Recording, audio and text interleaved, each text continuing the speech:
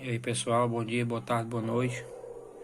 Eu efetuei a compra dessa pasta térmica Master Gel Maker da Cooler Master para efetuar a troca da pasta do meu PS4 Pro.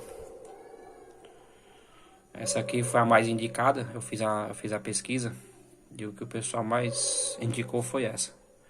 Então eu fiz o pedido dela, ela chegou hoje para mim, ela custou para mim R$ 109,90.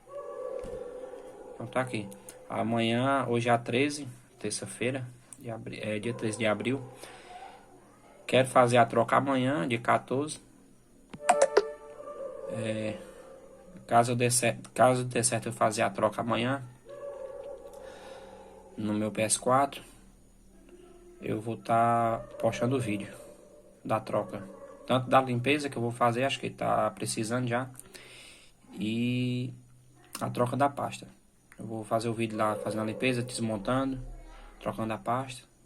Espero que dê certo, porque o meu PS4, ele é o Pro, ele faz muito barulho, um barulho infernal, parece sei lá, um caça. Um barulho muito alto.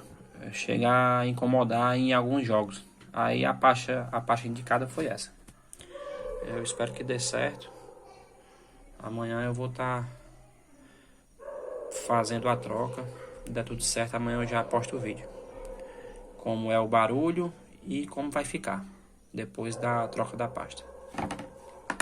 Ela vem só isso aqui mesmo.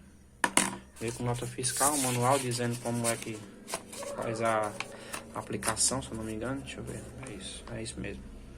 E vem acho que é um lençozinho aqui dentro para poder fazer a remoção da pasta velha, né? Então é isso.